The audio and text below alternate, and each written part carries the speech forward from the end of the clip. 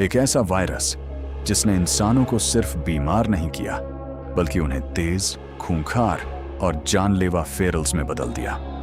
दुनिया तबाह हो चुकी है और इंसान छोटे छोटे सुरक्षित ठिकानों में छिप कर जी रहे हैं। इसी दुनिया में एक लड़की और उसका रक्षक एक सुरक्षित जगह की तलाश में निकलते हैं, लेकिन रास्ते में उन्हें पता चलता है कि सबसे बड़ा खतरा सिर्फ बाहर घूम रहे राक्षस नहीं बल्कि इंसानों के बीच छिपा हुआ एक पागल वैज्ञानिक भी है।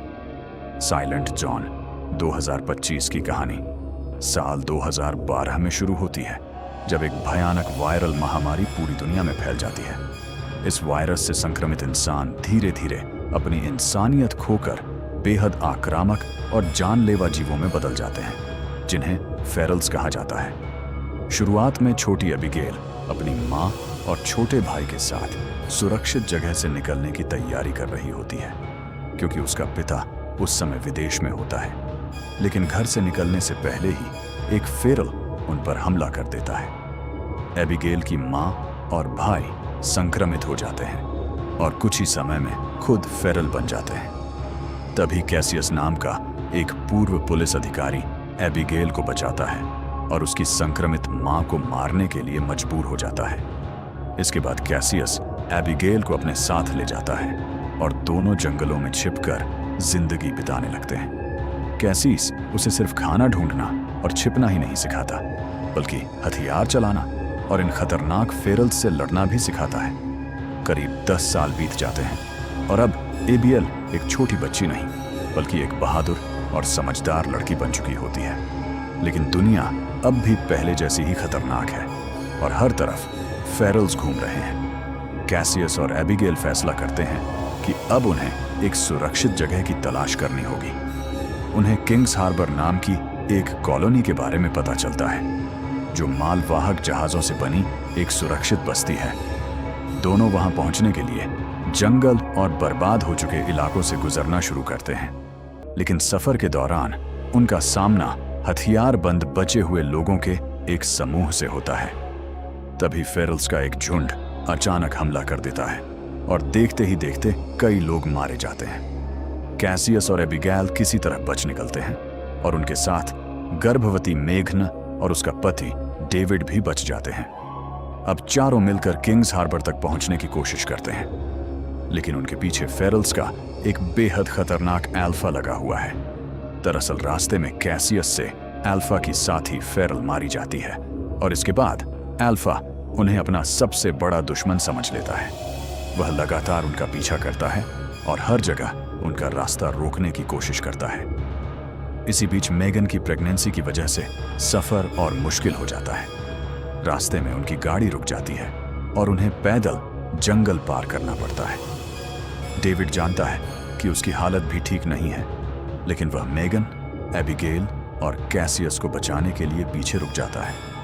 वह फेरल्स को रोकने की कोशिश करता है ताकि बाकी लोग भाग सकें। आखिरकार डेविड खुद को कुर्बान कर देता है और बाकी लोग आगे बढ़ जाते हैं। लेकिन असली मुसीबत तब शुरू होती है जब उनकी मुलाकात नॉर्टन नाम के एक इंजीनियर से होती है। शुरुआत में नॉर्टन उन्हें सुरक्षित जगह देने वाला मददगार इंसान लगता है, लेकिन असल में उसके विचार बेहद खतरनाक होते हैं। नॉर्टन मानता है कि महामारी प्रकृति का एक तरीका है जिसके जरिए कमजोर इंसानों को खत्म किया जा रहा है और फेरल्स एक तरह से इस नई दुनिया की अगली प्रजाति है। उसने एक खास सोनिक गॉन्टलेट भी बनाया होता है, जिसकी मदद से वह फेरल्स को नियंत्रित करने की कोशिश करता है। नॉर्टन जल्द ही अपना असली चेहरा दिखाता है। वह कैसियस और बाकी लोगों को नशीला पदार्थ देकर कैद कर लेता है और फेरल्स पर किए जा रहे अपने प्रयोगों में उनका इस्तेमाल करना चाहता है। उसके पास अपनी एक संक्रमित पत्नी भी होती है, जिसे वह सोनिक गॉन्टलेट की मदद से नियंत्रित करता है। अब कैसियस और एबिगेल को समझ आता है कि वे जिस इंसान के घर में मदद की उम्मीद से आए थे, वही उनसे भी ज्यादा खतरनाक है।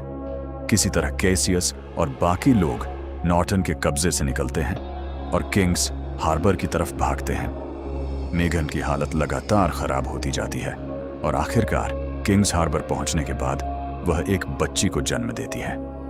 बच्ची को जन्म देने के बाद मेगन की मौत हो जाती है और कैसियस उस नवजात बच्ची की जिम्मेदारी लेने का फैसला करता है। लेकिन नॉर्टन उनका पीछा करते हुए किंग्स हार्बर तक पहुंच जाता है। वहां अंतिम मुकाबला शुरू होता है। कॉलोनी के लोग खुद को बचाने के लिए विस्फोटक और सुरंगों का इस्तेमाल करते हैं। इसी दौरान कैसियस का सामना नॉर्टन से होता है और वह आखिरकार उसे फेरल्स के सामने छोड़ देता है। नॉर्टन जिस शक्ति को नियंत्रित करना चाहता था, आखिर वही उसके विनाश का कारण बन जाती है। लेकिन फिल्म का सबसे बड़ा ट्विस्ट अभी बाकी होता है। अंतिम मुकाबले में फेरल्स के अल्फा का चेहरा सामने आता है और पता चलता है कि वह एबिगेल का अपना पिता है।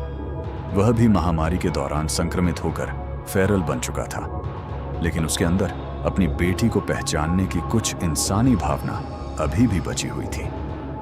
एबिगेल के सामने सबसे मुश्किल फैसला आता है, अपने पिता को छोड़ दें या कैसियस को बचाने के लिए उसे मार दें। आखिरकार एबिगेल अपने ही पिता को गोली मार देती है और कैसियस की जान बच जाती है। फिल्म का अंत बेहद भावुक है। एबिगेल ने इस पूरी दुनिया में अपने परिवार को खोया, कैसियस को अपना पिता जैसा माना और आखिर में अपने असली पिता को भी अपने हाथों से मारना पड़ा।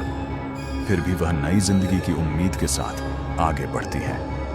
दुनिया अभी भी फेरल से भरी है, लेकिन किंग्स हार्बर उनके लिए एक नई शुरुआत बन जाता है।